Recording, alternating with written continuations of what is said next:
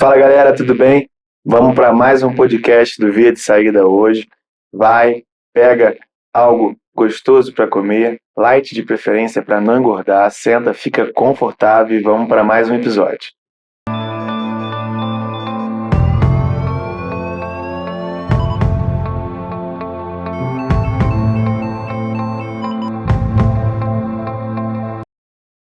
Para a Via de Saída de hoje, Guilherme Levi e Igor Altoé falando sobre as bradiarritmias na emergência. Conta pra gente, Igão. Vamos lá, Gui. Então, a gente vai falar hoje sobre bradicardia ou bradiarritmia no cenário de emergência. Eu vou trazer um caso para a gente e a gente vai tentar conduzir esse caso como se estivesse atendendo o paciente. Pessoal, o caso de hoje é um paciente de 80 anos, sexo masculino, tá? Que de prévia ele é hipertenso, usa olodipina, enalapril hidroclorotiazida, e ele teve um quadro de síncope hoje pela manhã, vamos supor, e chegou no final da tarde no seu plantão, no plantão na emergência. Essa síncope foi uma síncope desliga-liga, tá? E quem trouxe ele foi a filha. Falou que ele bateu a cabeça e agora ele chegou na emergência e está nauseado e um pouquinho confuso. Só para lembrar que a síncope a gente acabou de lançar hoje, né? Foi hoje.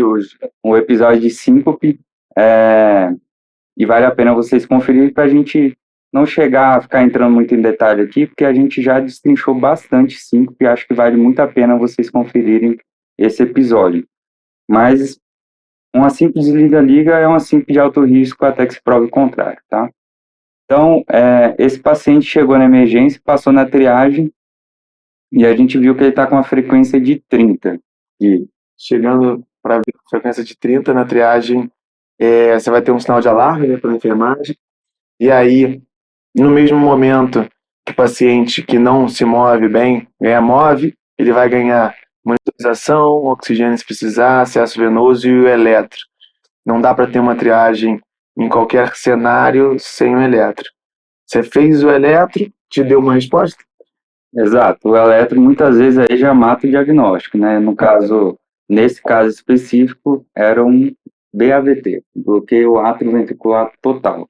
Lembrando, a gente tem o BAVT, o bloqueio atrioventricular total, a gente vai usar até o moldezinho do coração aqui, a gente tem uma dissociação total entre o átrio e o ventrículo, ou seja, se tem uma condução do nosso sinusal, passa pelo átrio, chega no nosso porteiro, que é o nó AV, e não vai nada para o ventrículo. Então, o ventrículo tem as fibras que acabam se defendendo, né? Então, acabam conduzindo, acabam tendo um batimento de escape com uma frequência baixa, e o átrio fica totalmente dissociado do ventrículo.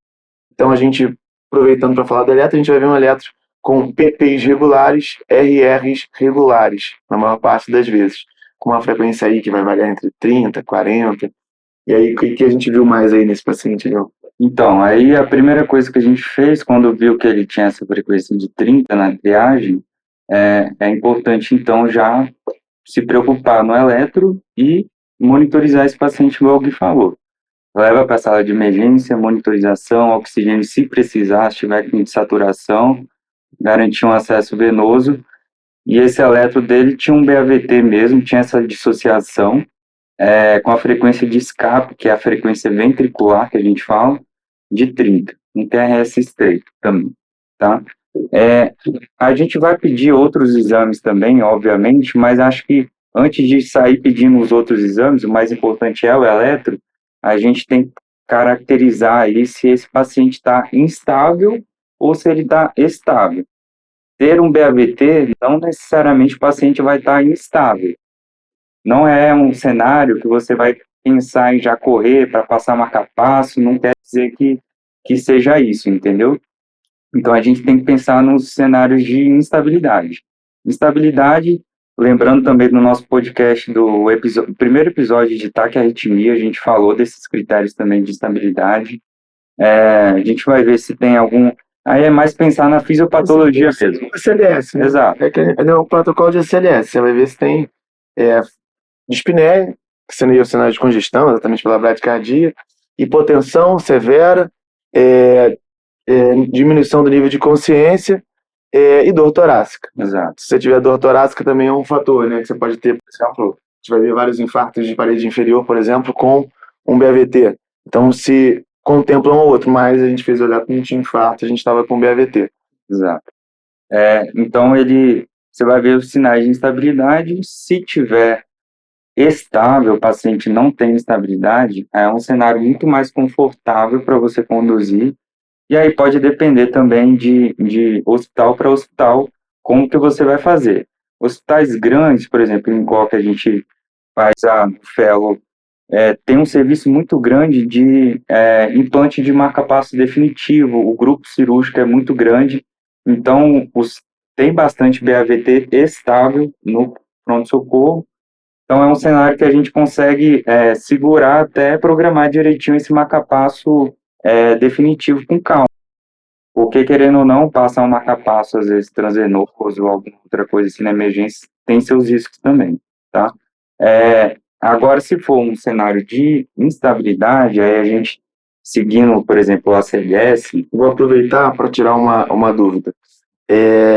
Tá com o paciente estável, chegou, porém muito hipertenso, com 200, 190 de pressão, interagindo bem, fala que está desconfortável, ele viu que está ficando cansado aos esforços, mas ele em repouso, nos mínimos esforços em casa, ele não sente nada, tá hipertenso com 220, foi o que levou ele lá na emergência, que falou que estava com pressão alta, estava se sentindo mal, e isso chegou lá, tinha um BVT, batendo a 30. O que a gente faz com esse paciente?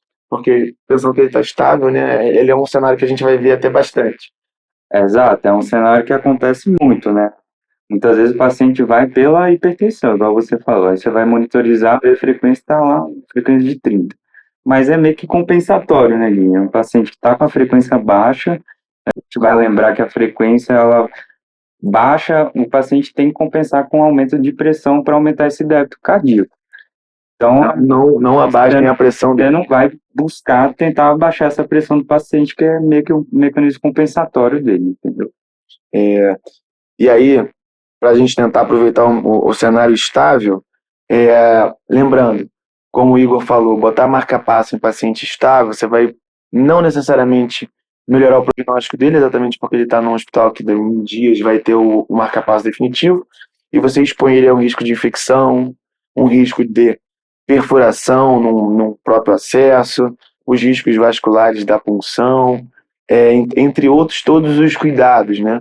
Então, faça o marca-passo quando está realmente indicado num paciente instável.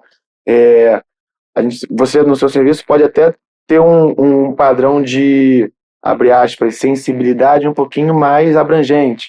O paciente ele é normalmente hipertenso, tá com uma pressão sistólica de 90. Você pode interpretar isso como um sinal, entre aspas, de instabilidade. Você pode até fazer um marca-passo num cenário desse.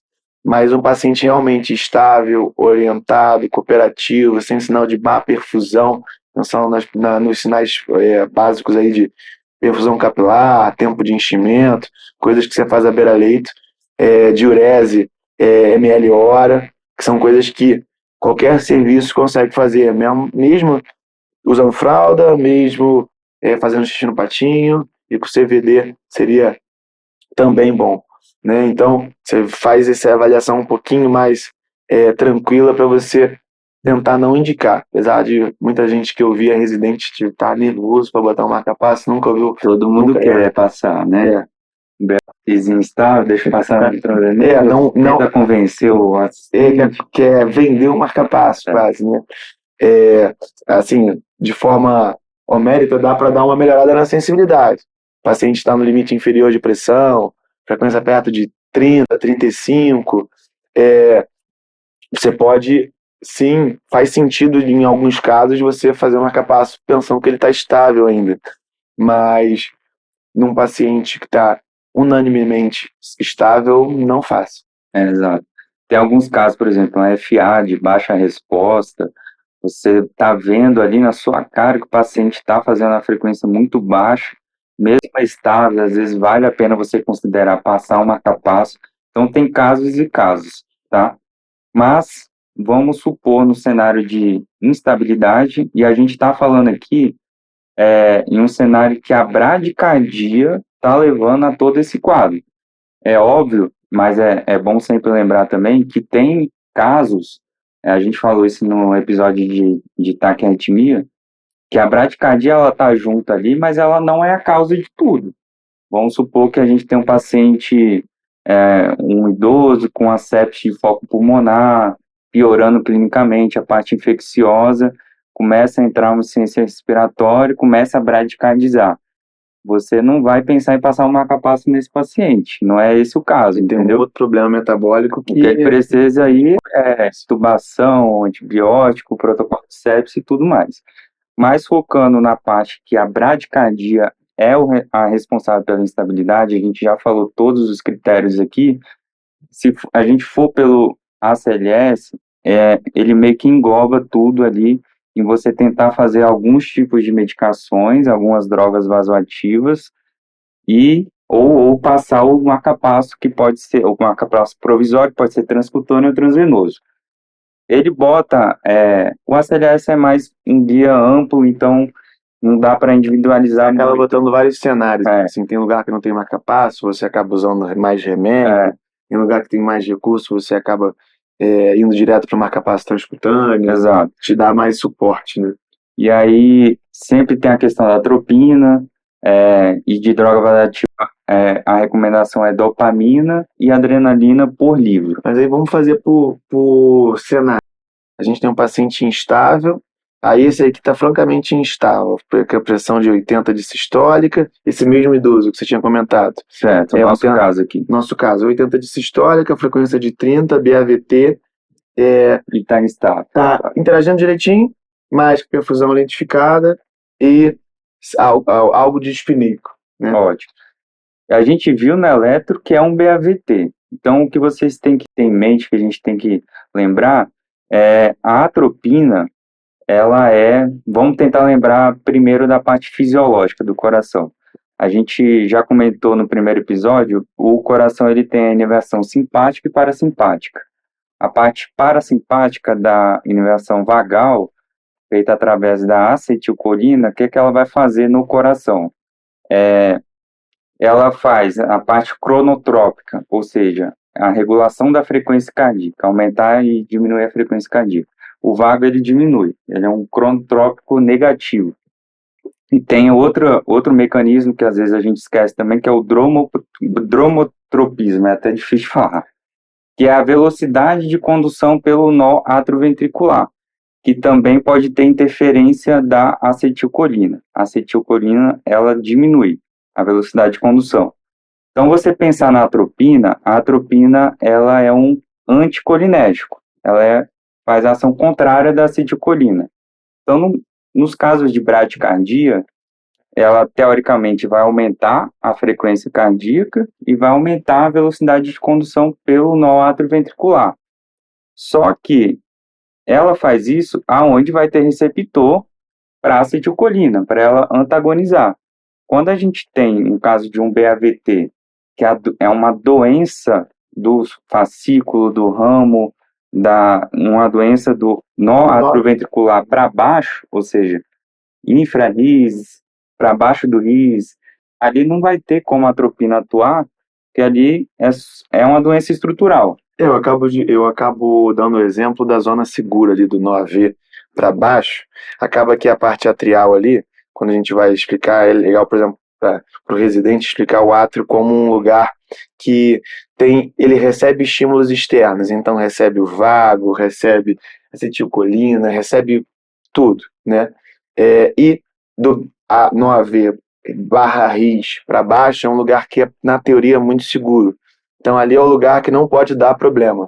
Se está dando problema ali, ao mesmo tempo que é muito grave, né, que é uma doença realmente estabelecida e parará, você também não consegue atuar com os remédios supra-RIS, supra no AV. Então você entra exatamente no que o Igão está explicando, que você não consegue atingir o que está causando problema, né? Exato. Você vai tentar fazer, o ACLS põe aí, agora até atualizou nas últimas edições, ele botava meio miligrama, podendo fazer até 6 miligramas, ou seja, repetir aí Agora já põe 1 miligrama, podendo repetir 3 vezes, a dose máxima de 3, mas no caso do BAVT não vai dar certo. No caso do BAVT é marca-passo. Aí no nosso caso, o que pode ser feito, o que a gente tem que sempre lembrar, aí tem essas outras drogas, a dopamina e a adrenalina. Tem alguns serviços, e não é muito incomum da gente encontrar, que começa com dobutamina em alguns casos, mas assim, por livro mesmo, a gente Tem não a dopa, encontra. né? E a adri. A adrenalina, não vou ficar entrando muito em detalhes de dose, mas a diluição geralmente são 10 ampolas em 90 ml de soro fisiológico.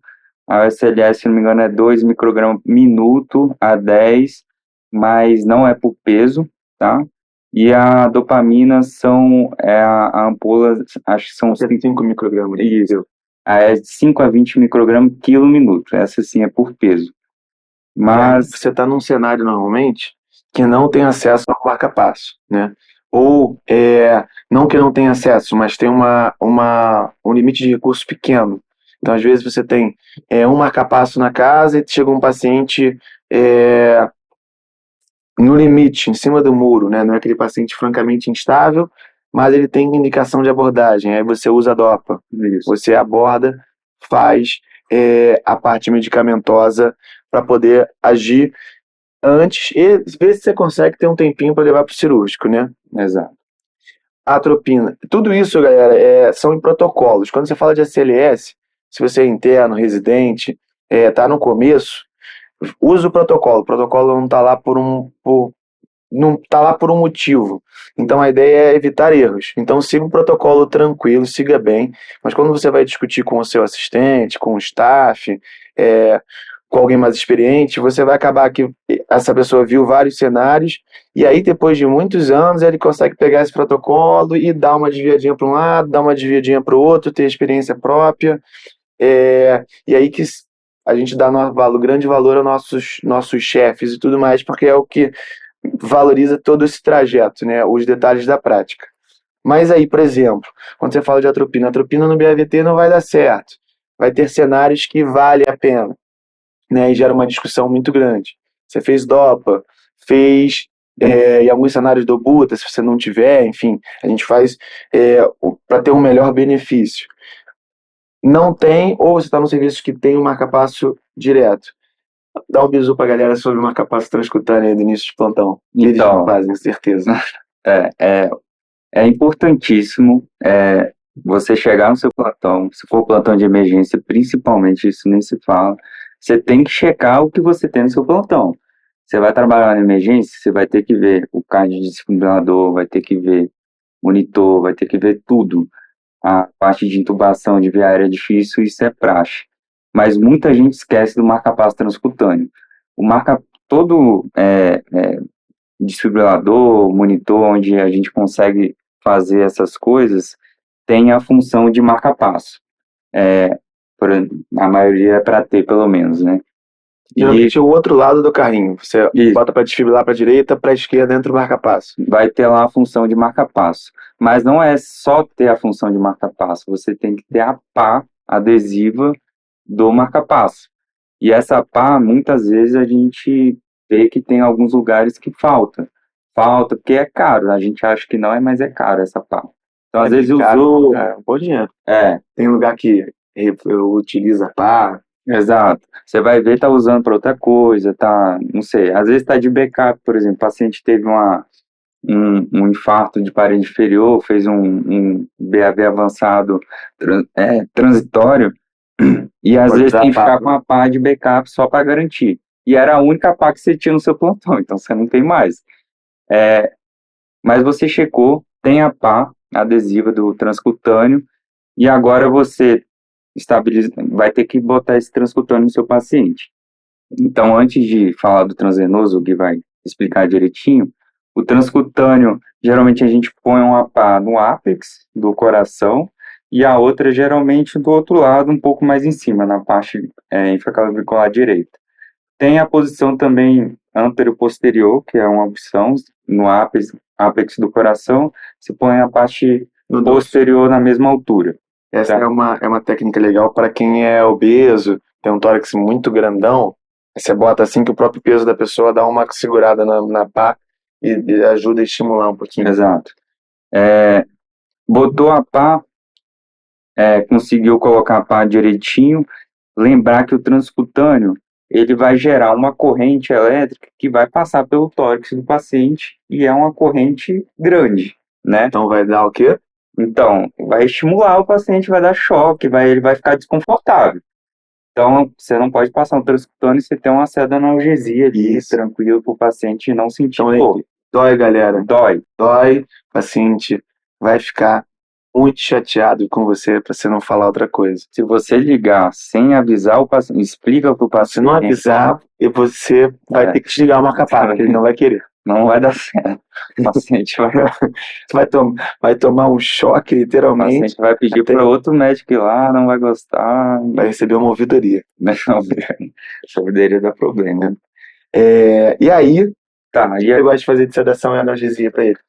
aí pode ser uma coisa mais tranquila, né? Geralmente você gosta de ketamina. Eu sou da.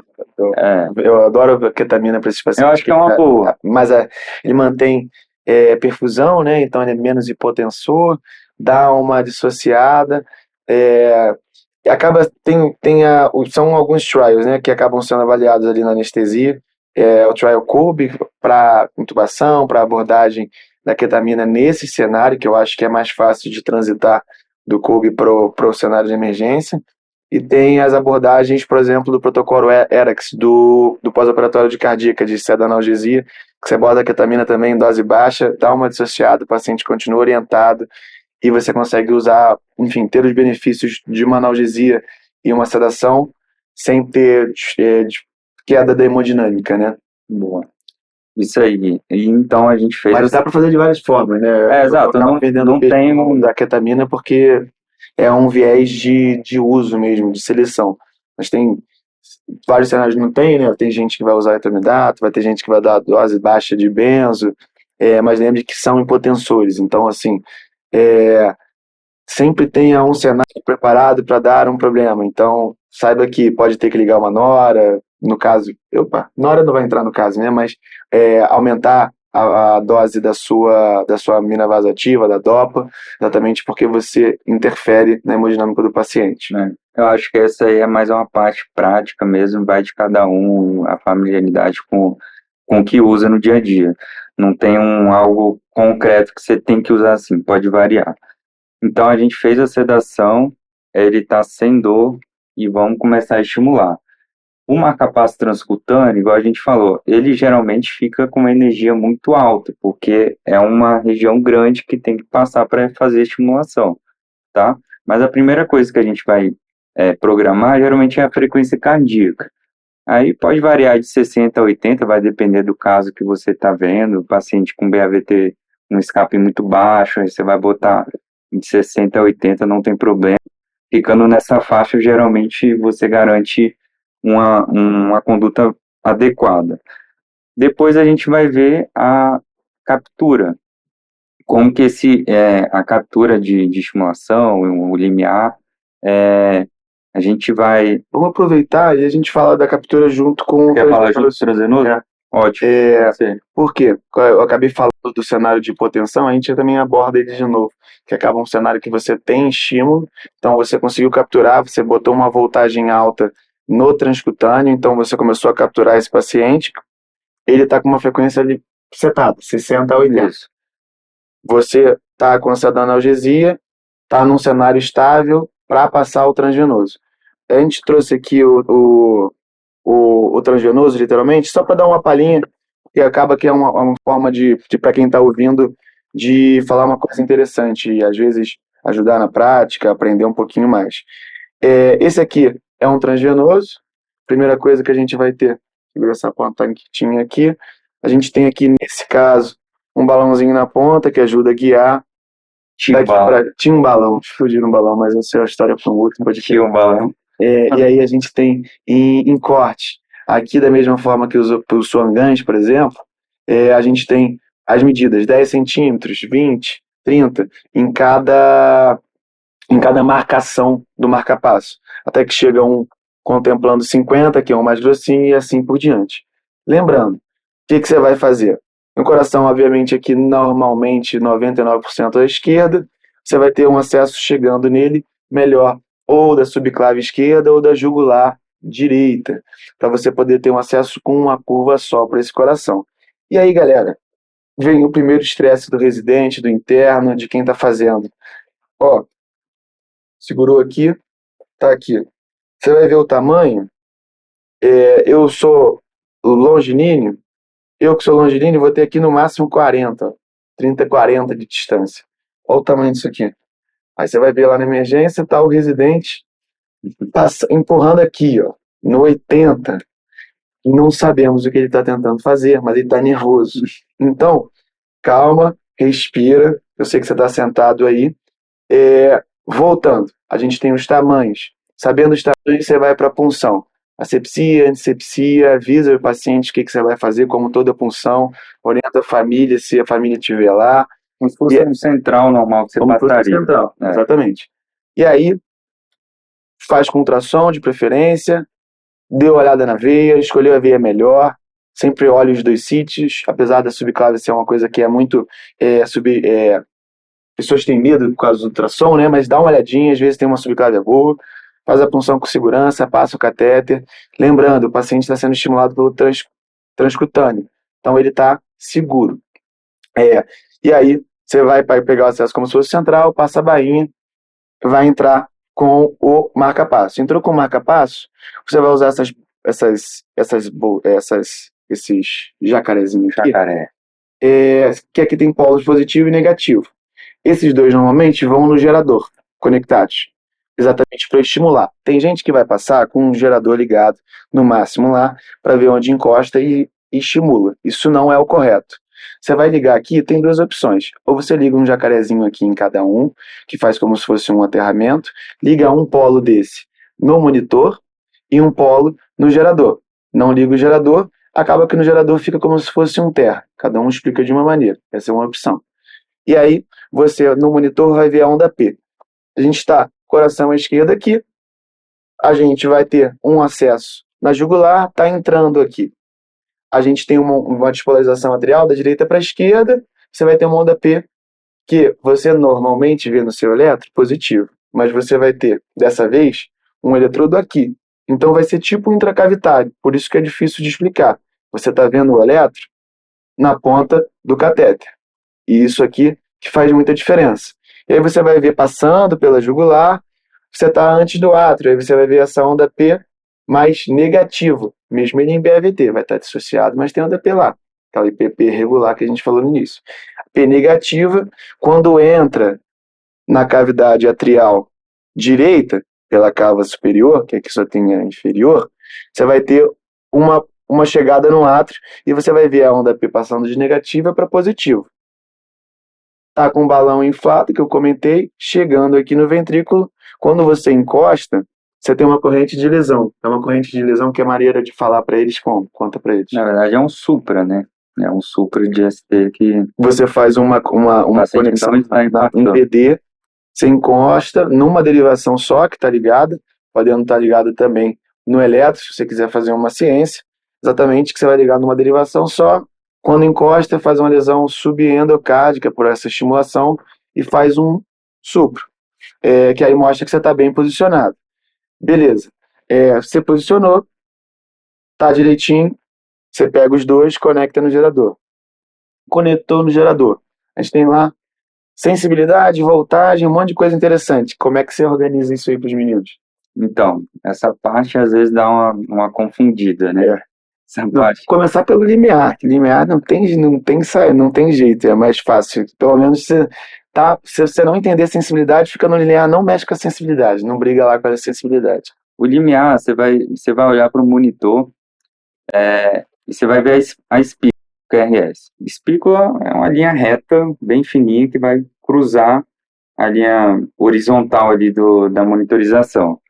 Então, cada espícula tem que gerar um QRS.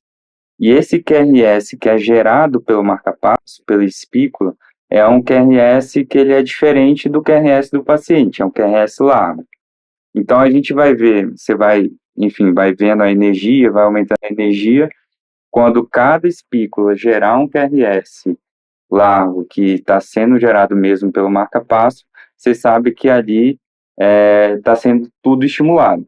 Se você diminuir a energia e ele perde esse QRS, essa espícula gerou ou um QRS diferente, ou teve uma fusão do QRS do paciente com o QRS estimulado, você sabe que ali foi o limiar de que você perde a captura.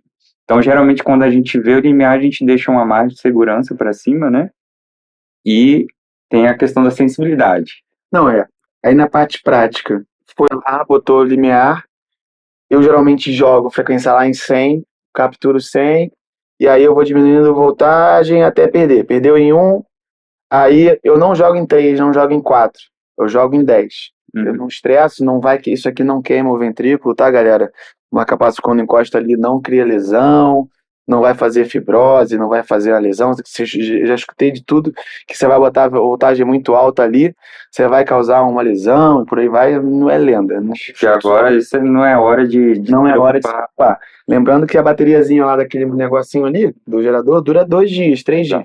Dura 3 dias. Se você botar lá em uma voltagem mais alta para a segurança do paciente, a bateria vai durar 2 dias. Então, assim, não tem necessidade de você ficar criando briga ali por causa da uma pilha, né, na segurança do paciente. No nosso caso mesmo, que é um BAVT, né? Às vezes, quando é um BAVT transitório, alguma coisa que o paciente ainda fica no ritmo dele, até dá para você deixar esse marca-passo, às vezes, só de backup e entrar numa frequência só. Vai botar uma frequênciazinha mais baixa. Aí tudo bem. Mas nesse caso, não.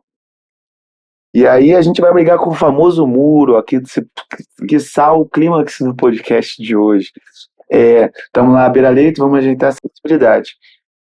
Acho que é recado 1 antes de falar da sensibilidade. Se você não entende sensibilidade, pode deixar dúvida pra gente aqui, pergunta. Parece simples, mas quando você está ali à beira-leito olhando a sensibilidade, gera dúvida. Manda pra gente. Sensibilidade, o que você tem que imaginar?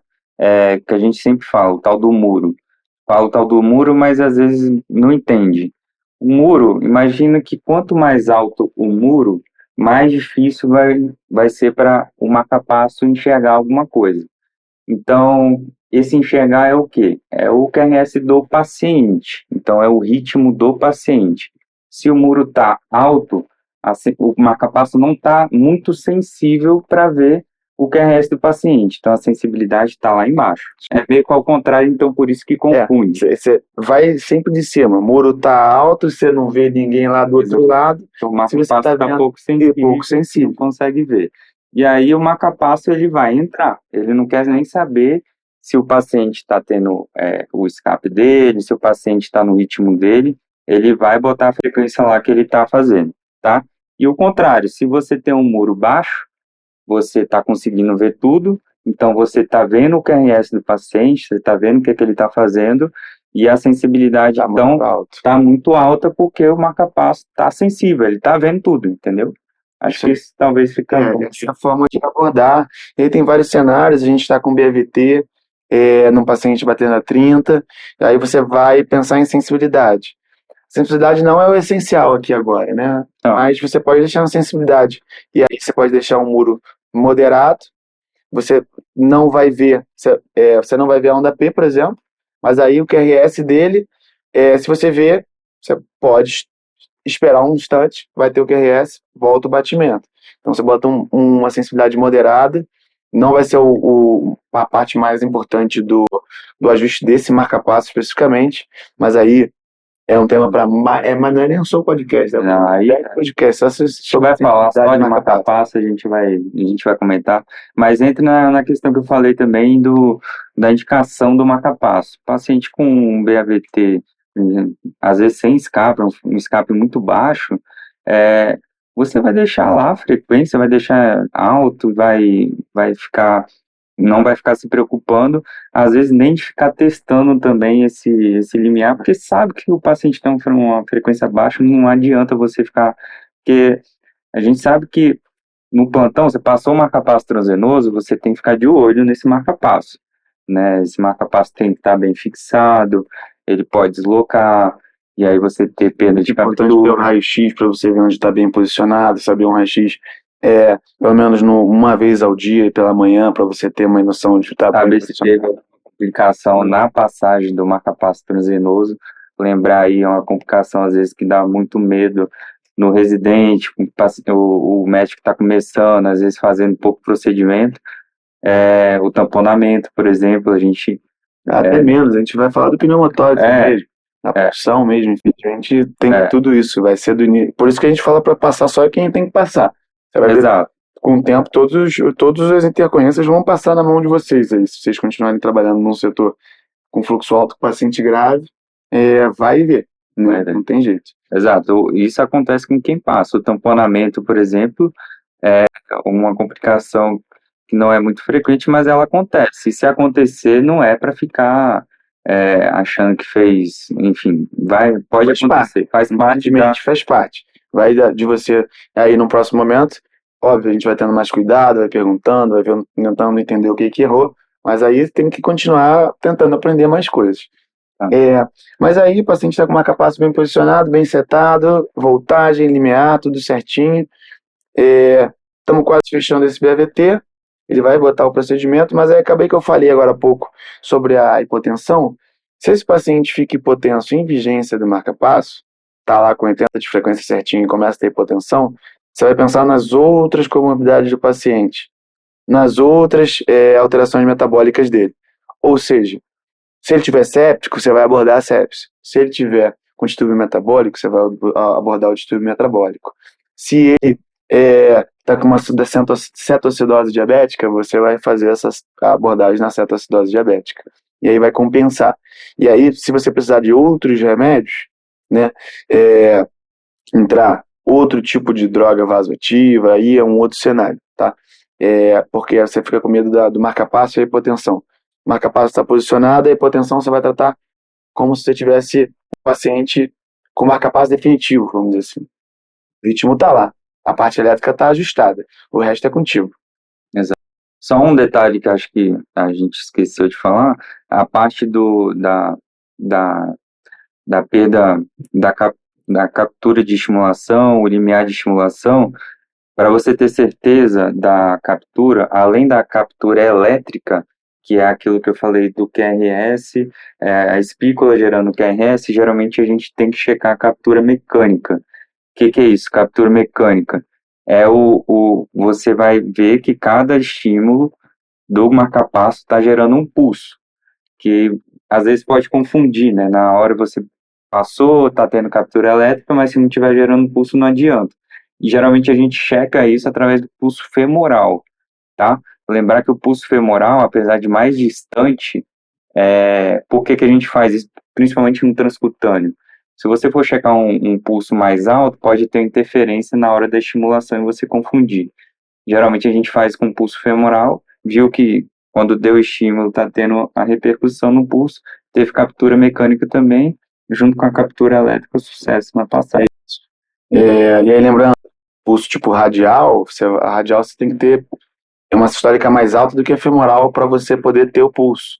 Então, o melhor de todos é o femoral. Tá? Não brigue tentando pegar a radial, que é mais pertinho, é mais fácil. Radial é difícil. Nessa hora, a radial você vai sentir o seu dedo, meu amigo. Vá com calma, vai na femoral, vê com calma. Aí só pensando talvez numa PAI depois. Você está querendo caçar um procedimento. Maldade.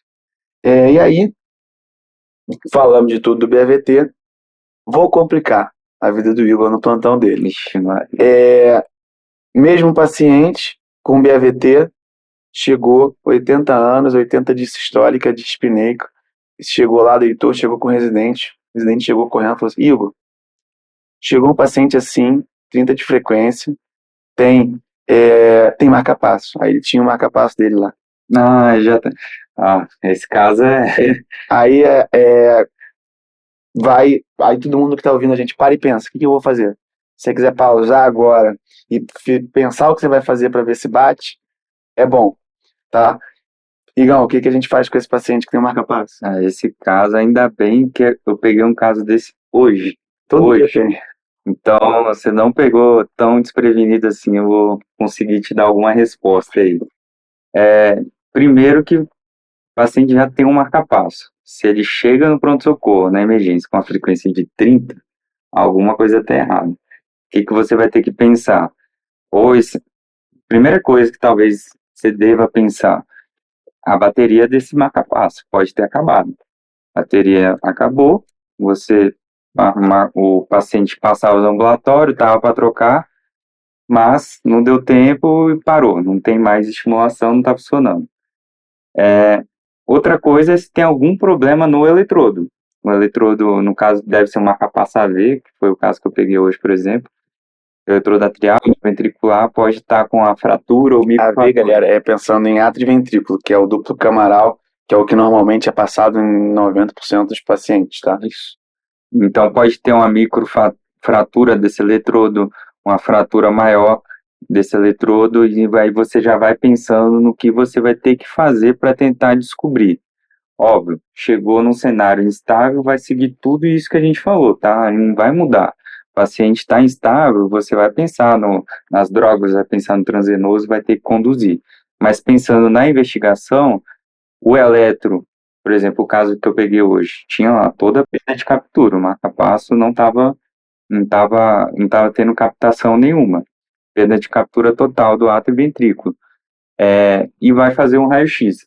O raio-x pode dar muita informação. Pode mostrar um deslocamento desse eletrodo, pode mostrar que já tem microfratura no eletrodo, e você já pode ter uma ideia do que possa estar acontecendo. Aí a gente tem dois cenários. O paciente que tem um marca-passo, você pode estar num lugar que você vai ter uma equipe de marca-passo de suporte para levar o programador de acordo com a marca do paciente para fazer essa avaliação eletrônica e tentar ver o que está acontecendo, ou você pode ter um cenário que você não vai ter. Que vai ser o seu cenário. Que vai ser o seu cenário. Das pessoas, que acaba que você não tem um suporte do programador. Então você tem que saber fazer sem o programador. Exato. A gente faz sem o programador. E aí, faço uma capacitação de direto ou tem alguma coisa antes? E aí tem uma lenda aí, né? O pessoal fala que às vezes pode ser que aconteça, você pode usar. Todo pronto-socorro e emergência, teoricamente, tem que ter. Achei que você ia falar do táxi primeiro. Tô brincando. Eu vou falar. Mas todo pronto-socorro e emergência tem que ter um imã. O imã, a gente. O que o imã faz? O imã, e é um imã grande, tá, pessoal? Não é um imã de geladeira que às vezes o pessoal, vou pegar o imã. Pedir pra produção, pega o imã, produção. O imã, não vai fazer nada. O imã, quando você bota o imã em cima do marca-passo do paciente, ele faz o quê? Ele bota o marca-passo, ele não desliga o marca-passo, tá, pessoal? Que muitas vezes o pessoal fala que, bota o imã, vai desligar o marca-passo. Não, ele bota o marca-passo em modo assíncrono. Modo assíncrono é o marca-passo, o imã vai deixar o marca-passo estimulando ali, e geralmente numa energia mais alta, tá? Traz o jacaré também. Tem jacaré. Então, às vezes, se você conseguir um imã no seu plantão e colocar, acho que a gente conseguiu um imã aqui, chegou. Graças a Deus. É que nem aula de SLS, vem as coisas chegando, entendeu? Exato. Esse é o imã. Esse é o imã. Tem que ficar desse lado aqui para não fazer o mexão. Esse aqui é o imã.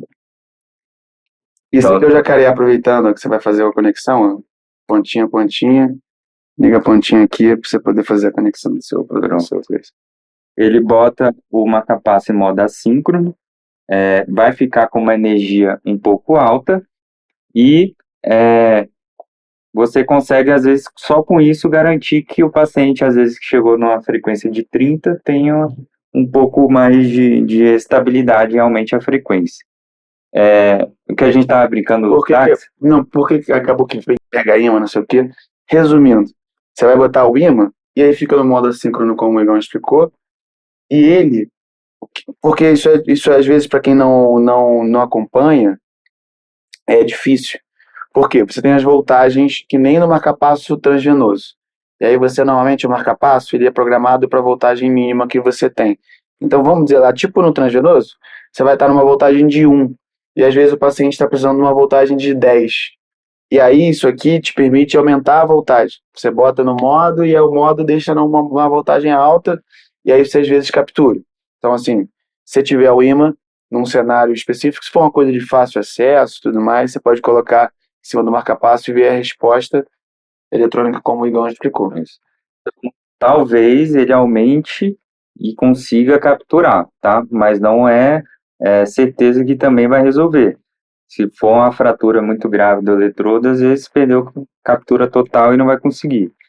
E aí entra a questão toda do que a gente já explicou da instabilidade, até você transferir para um serviço que realmente tem avaliação eletrônica e vai passar o marca-passo. A gente foi falar do tema do táxi, porque tem serviços que não tem marca-passo, não tem marca-passo transcutâneo, você está pensando num lugar que você não tem suporte, né?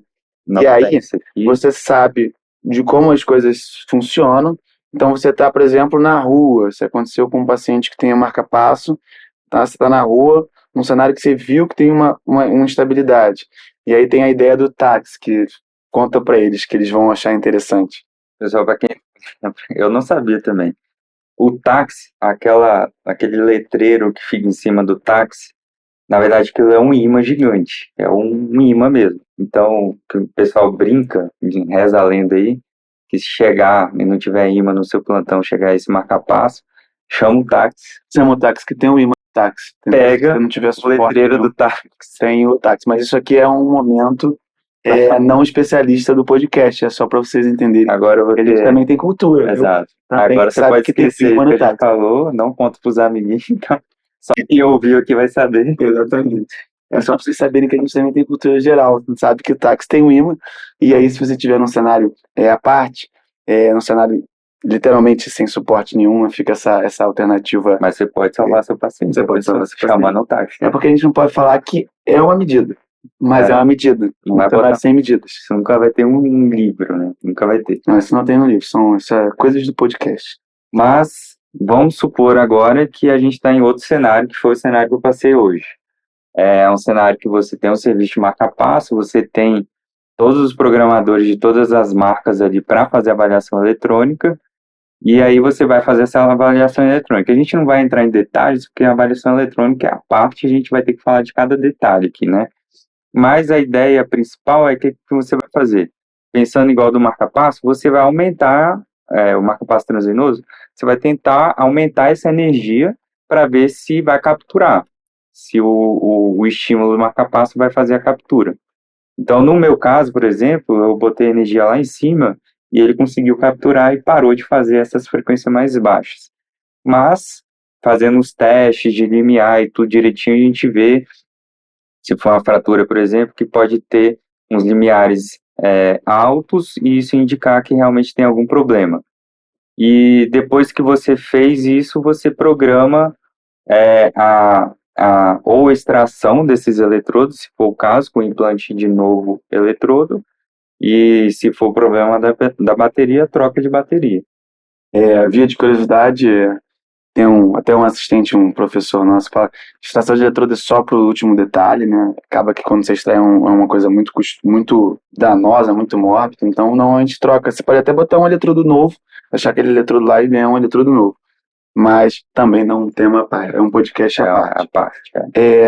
Então a gente viu o cenário do BAVT instável, sem marca-passo, botou o marca-passo, viu do cenário do BAVT instável, aí sim, com o marca-passo já, e aí a gente viu várias alternativas, viu o imã, brincou sobre o táxi, mas lembre, a CLS igual, você está sem programador, tá sem imã, tá sem ideias, a CLS igual. Se precisar botar um marca-passo no marca-passo, pode botar, é a ideia. Não fica esperando ninguém do marca-passo, especialista, o seu paciente não precisa estabilizando. Não faz o que você tem que fazer, que é o que a gente falou aqui. E aí, falamos disso tudo. Vamos aproveitar para falar que a gente tem um tempinho ainda desse mesmo paciente estável. Exato, esse é um bom tema. O que, na verdade, dá para a gente fazer por exemplo, esse paciente, se ele chegou com um BAVT, mas é um BAVT estável, ou mesmo num cenário instável, o que a gente vai fazer junto com, durante o manejo do paciente, é uma coisa que a gente não falou, mas que, na verdade, vai acontecendo, na prática, vai acontecendo junto. Que a primeira coisa que você tem que ver é se essa causa desse BAVT era uma causa reversível ou não. Porque muitas vezes a gente tem que lembrar das causas reversíveis, principalmente medicamentos. Os medicamentos aí que entram, os antihipertensivos, medicamentos para tratamento de IC, vai entrar beta-bloqueador, digoxina, antiarrítmico, cálcio, ritmo, amiodarona. Às vezes, paciente que faz acompanhamento com a psiquiatria também, não é muito raro da gente encontrar o uso de drogas antipsicóticas também, lítio, essas coisas.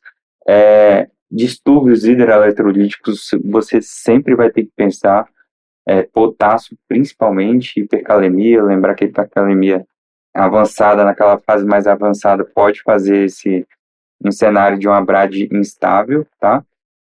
Então você vai, além do eletro, óbvio que a gente já falou, vai ter que coletar um laboratório básico ali, uns eletrólitos, vai ter que coletar a função tireoidiana.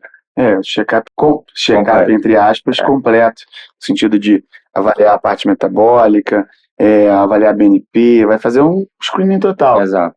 O paciente pode estar infartando também, vir com a troponina de 9.000 e complicar tudo, né, em outro protocolo. Então, assim, ele pode estar estável e ter um outro problema. Então, assim, lembre que você tem que, de forma na emergência, estar na porta aberta, às vezes você não tem tantos dados, tem que fazer uma avaliação completa. Que entra também na causa reversível, você até citou no início, tem as causas isquêmicas, às vezes o paciente já tem também algum cenário de uma cardiopatia infiltrativa, alguma sarcoidose, amiloidose, isso tudo você tem que pensar. Mas falando principalmente da causa isquêmica, lembrar que o infarto de parede inferior, infarto de coronária direita, a coronária direita irriga o nó, o sistema de condução, e pode levar a uma bradicardia, inclusive a um BAVT, tá?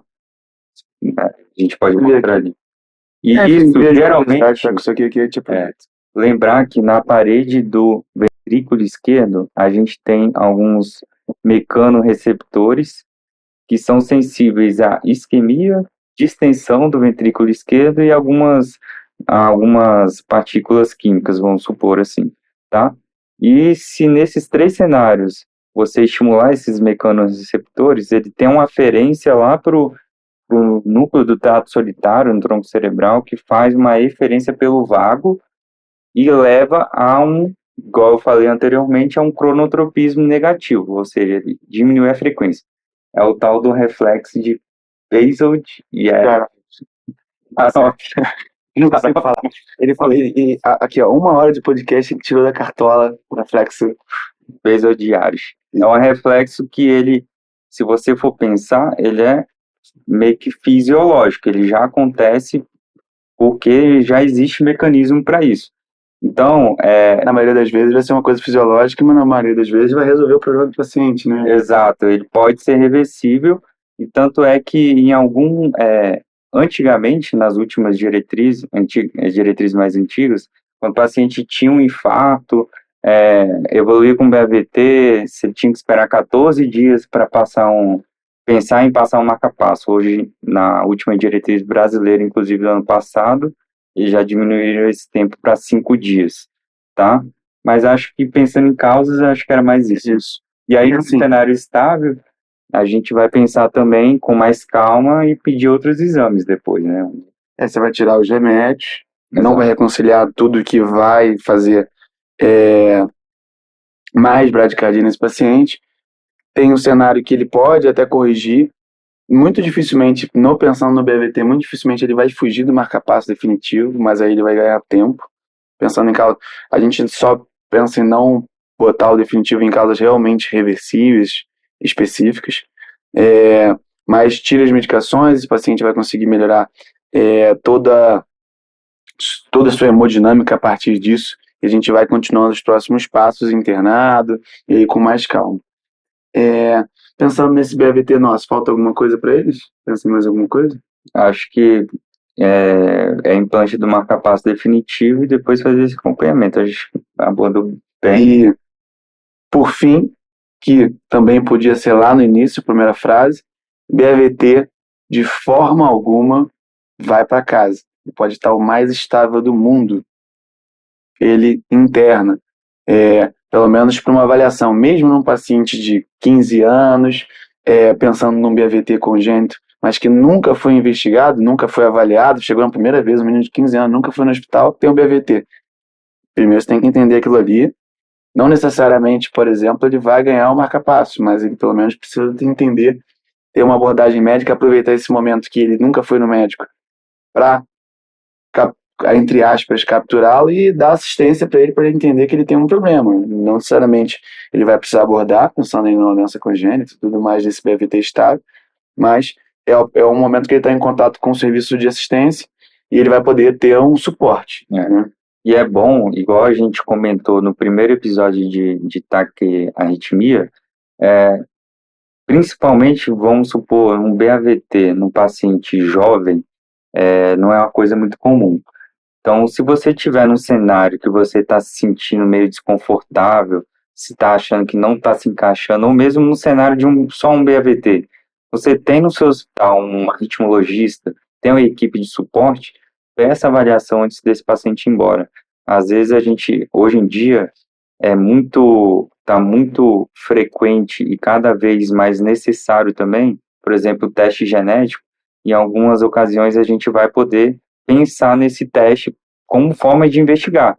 Porque às vezes a gente faz toda essa investigação de causa reversível, excluiu tudo, o paciente teve um BAVT. Você não sabe o que é.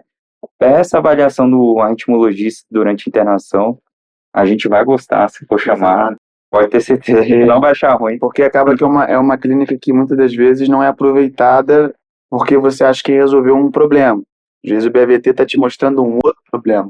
Então você vai conseguir capturar, entender, fazer o diagnóstico, como o João falou, e tratar não só ele, às vezes a família, vai descobrir algum outro familiar com a doença. Vai ver a história familiar, meu pai também teve isso, meu irmão botou um marca-passo com 46 anos, alguma coisa. Alguém faleceu abruptamente, mas que muitas vezes passa como infarto fulminante, passa como outras coisas e não é realmente morte súbita.